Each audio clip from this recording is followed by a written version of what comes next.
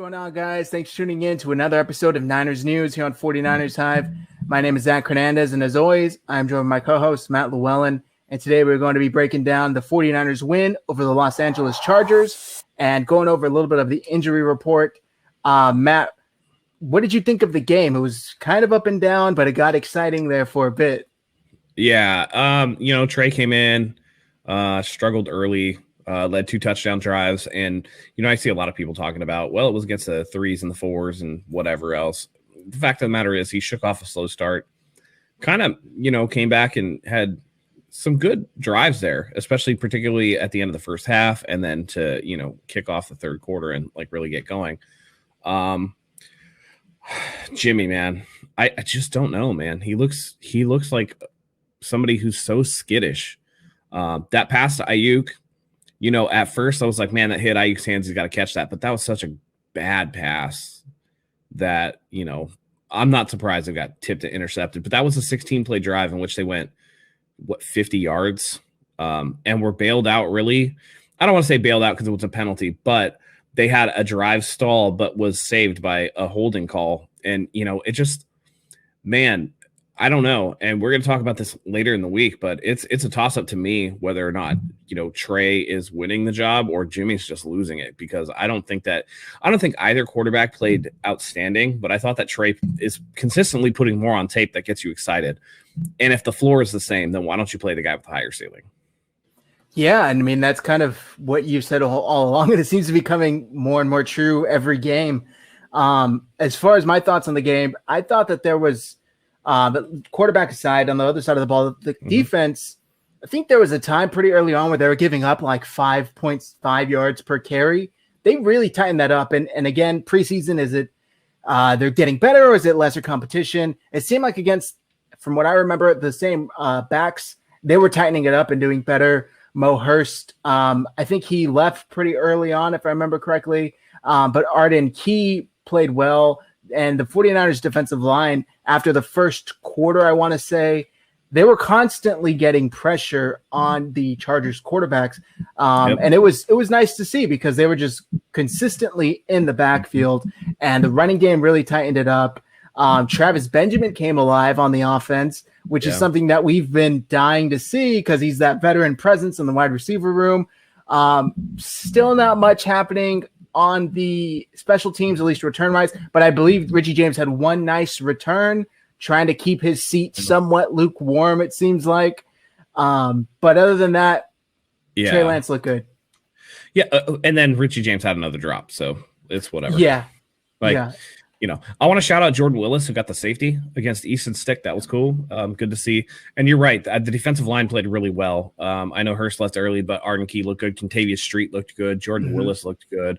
A lot of pressure. And I can't remember who it was.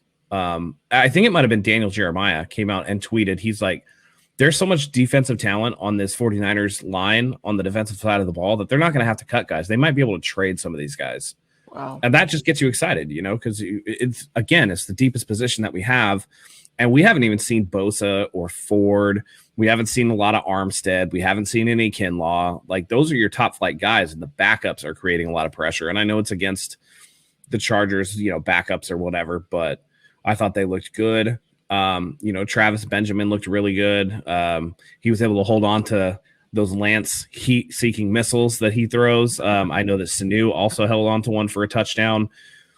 It's weird because I saw another tweet where somebody was like, man, in practice, he has touch. He's able to feather the ball, but then he gets in the game and it's like 100 miles an hour on everything. And I think that's rust. I think that's going to come with time.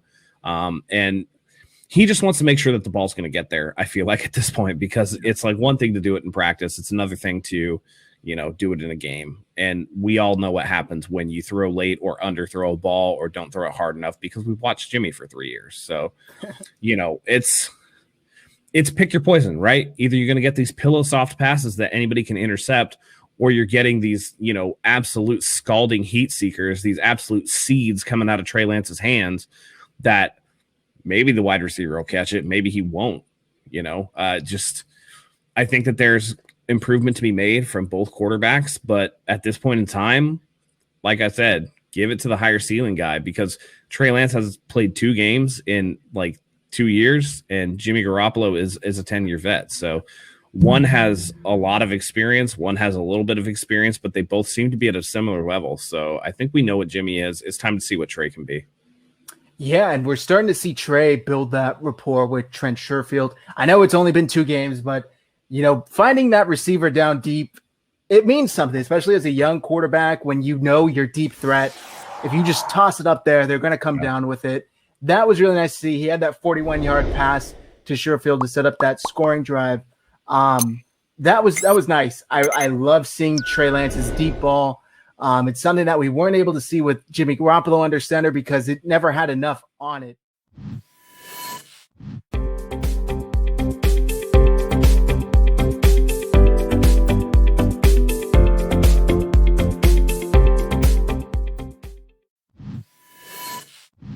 My question for you, Matt, should we be concerned with Brandon Ayuk's drops? I don't really think so. I mean, the one that he had that was intercepted, I mean, it was high and behind him. It was a similar throw to the one that Lance threw to Deebo Samuel that Deebo Samuel didn't catch. That honestly, in both cases, I would say that it's like 70% bad throw and then 30%, the NFL thing where it hits your hands, you should catch it. Yeah. I initially, when I watched the game, I was like, it hit their hands, they have to catch it. But then it's just like, I look at the actual pass from, the behind the quarterback angle, the high angle, and you're just like, man, those were really bad throws. So I kind of changed my mind on those. And yeah, I'm not worried about Ayuk. The first pass that he dropped, that Trey Lance pass, I mean, again, that was an absolute rocket throw. So that Lance has to, don't make it an 11, a 9.5 will do. You know what I mean? Like, just relax a little bit and it'll be there for you. But no, I'm not worried about Ayuk. I'm more worried about, some of these injuries that we're seeing with the team. Yeah. We'll get into those right now. But first, I do think that it was interesting because rarely do you get to see so consecutively 2 different quarterbacks make basically the same mistake. Yeah. And we saw the narratives that these writers are behind, these beat writers, they failed to mention Jimmy's pass was high and behind, or they failed to mention Trey Lance's pass was a little too high. I thought it was interesting because rarely do we get kind of a tit for tat, same mistake, very close together like that to kind of analyze. Absolutely. So I thought that was interesting. But even some people were coming at me at 49ers side saying like, oh yeah, like you left out Trey Lance, threw that one high. And I'm just like, hey man, I'm tweeting as I'm watching here. Like, take it easy, pal. I'm more happy to admit. But yeah, unfortunately, the 49ers did have some injuries. They had some going into the game. Actually, I believe Juwan Jennings missed the game. Was it an ankle, if I remember correctly? It was a heel or something. Heel, that's right. But yeah. So that was something that kind of took a lot of 49ers fans, myself included, off guard. I wasn't expecting that. I was actually looking forward to seeing Jennings play. And then during the game, Mo Hurst and Michael Kendricks got injured as well. I don't know. I don't think much has been released on these. Have you heard any? Hurst has a high ankle sprain. He's going to miss about a month. And then Kendricks is a turf toe. So he's going to miss about a month. And you got to watch out for that turf toe, man. That turf toe can be nasty. That's what Tart has been dealing with for well over a year. So, yeah, that's tough. It's funny. One of our viewers actually DM'd me saying that he would love for you to go into what turf toe is because there's a lot of misconceptions about it. So yeah, we'll have to do that like soon. A hyperextension of the toe and the way that the mechanism of the joint is, and it's just something that like makes it really hard to plant, and that you lose some stability in because the ligament gets stretched. And so it just it just causes a lot of pain, and it causes a lot of inflammation in the area. And so when you're just doing normal movements, you're okay, but anytime you have to do like a quick change of direction or something like that, it can be really painful. And it kind of takes some explosiveness out of your step. And it's an injury that can be, a short term, and some guys get over it. And then some guys, it's, a lingering thing. Patrick Willis had foot injuries all the way back to his days at Ole Miss. So, he dealt with that his whole career, essentially. So it just depends on like any other injury. It depends on the players and how well they're able to, one, get treatment for it, and 2, how well their body responds to that type of trauma and is able to overcome. Okay, that makes sense. Also, I missed the other injury that was before the game. Trey Sermon, rookie running back. Unfortunately, he missed the game with an ankle injury, and Kyle Shanahan said both injuries are not believed to be serious. Yeah.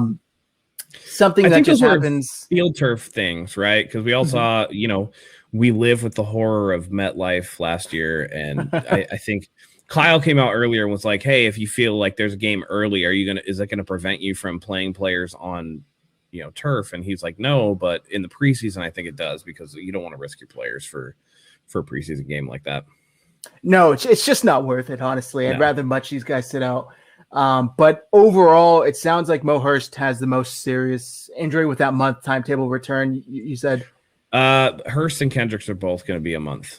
Yeah. Oh, both a month. Okay. I missed that. Yeah, that's really unfortunate for Michael Kendricks. Just got signed, lasted one defensive series, and you're out of here. Unfortunately, that's the way it goes sometimes. But yeah, overall, I thought the 49ers did well.